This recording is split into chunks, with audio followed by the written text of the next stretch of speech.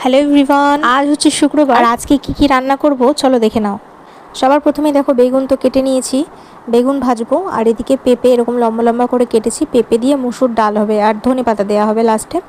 আর এদিকে এই এতগুলো মশলা দেখছো, এগুলোর জন্য হচ্ছে লোটে মাছ দিয়ে হবে। এদিকে আছে কুমড়ো আলু, আর এইগুলো হচ্ছে রাতের জন্য করব। কুমড়ো আলুটা এটা ছোলা দিয়ে করবো, দেখলেই তো ছোলাটা অনেকটাই ভিজিয়ে রেখেছি। আর এগুলো সবটাই রাতে কাটাকুটি করে নিয়েছিলাম। তো এদিকে বসিয়েও দিয়েছি কুমড়ো আলুর তরকারি। এদিকে পাঁচফোড়ন দিয়েছিলাম, পাঁচফোড়ন, শুকনো লঙ্কা, আর তারপরে নর্মালি বসিয়ে দিয়েছি আলু কুমড়ো, তার সাথে ছোলাও দিয়ে দিয়েছিলাম। তারপর নর্মালি নুন, হলুদ, জিরে গুঁড়ো, ধনের গুঁড়ো, একটুখানি লঙ্কার গুঁড়ো, ব্যাস এইগুলো দিয়ে সিম্পল আজকে করেছিলাম। আর লাস্টে দিয়ে দিয়েছিলাম ধনেপাতা। আর এদিকে বেগুন ভাজাটাও বসিয়ে নিয়েছিলাম, বেগুন ভাজাও হয়ে গেছে। কুমড়ো আলুর তরকারিটা যখন আমি বসিয়েছিলাম তখনই একটা সাইডে বসিয়ে দিয়েছিলাম কুকারে ডাল আর পেঁপেটা। বেগুন ভাজাও হয়ে গেছে, কুমড়ো আলুর তরকারিও হয়ে গেছে। এবার দিয়ে দেবো ডালের জন্য ফোড়ন। এই ডালটাই শীতকালে কিন্তু রাঁধুনি ফোড়ন দিয়ে খেতে খুব ভালো লাগে, তবে আমি আজকে এমনি সাদা জিরেই ফোড়ন দিয়েছি, সাদা জিরে, শুকনো লঙ্কা, তেজপাতা, নুন, হলুদ দিয়ে তারপর দিয়ে দিয়েছিলাম ডালটা সেদ্ধ করা। আর তারপর ধনেপাতা, সামান্য চিনি আর হচ্ছে একটুখানি জিরে গুঁড়ো দিয়েছিলাম, যেটা দেখানো হয়নি। এভাবে পাতলা করে যখন ডাল করবে তখন সামান্য একটুখানি জিরে গুঁড়ো দিয়ে দেবে, দেখবে খেতে খুব ভালো লাগে। কথা বলতে বলতে এদিকে ডালটাও হয়ে গেছে। আর এবার করব হচ্ছে লোটে মাছ। লোটে মাছ অনেকে ঝোল করেও খায়, মানে গোটা গোটা রেখে,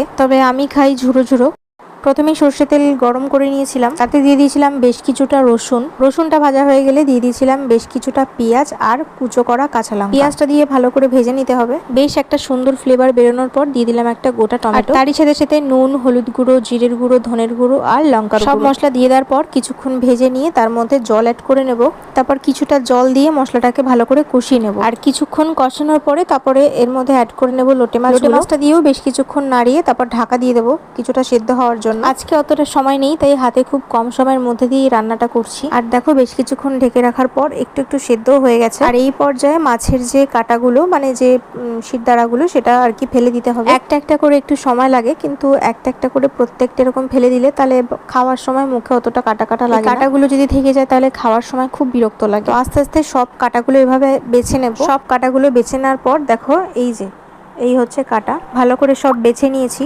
আর এবার এটাকে একদম লো ফ্লেমে ছেড়ে দিতে হবে। আর মাঝে মধ্যে একটু নাড়াচাড়া করতে হবে, কারণ এটা বড্ড লেগে যায় নিচে। দেখো বারবার এভাবে নাড়াচাড়া করে একটু একটু করে রান্নাটা করে নিয়েছি। তারপর অ্যাড করে নিয়েছি ধনেপাতা আর সামান্য পরিমাণ চিনি। তারপর এগুলো দিয়েও ভালো করে নাড়াচাড়া করে নিয়ে দেখো একদম শুকনো শুকনো হয়ে গেছে। এরকম শুকনো শুকনোই আমরা খাই, তবেই তো লোটে মাছের ঝুড়ি হবে, তাই না? তো দেখো চিনিটাও কিন্তু অ্যাড করে নিয়েছি। আর ফাইনালি আমাদের লোটে মাছের ঝুড়ি একদম রেডি। তোমরা কে কেমন ভাবে করো আমাকে কিন্তু অবশ্যই জানিও। কে কে পছন্দ করো লোটে মাছের ঝুড়ি সেটাও কিন্তু অবশ্যই জানিও। ভিডিওটা ভালো লাগলে একটা লাইক করে দিও। দেখা হচ্ছে নেক্সট ভিডিওতে।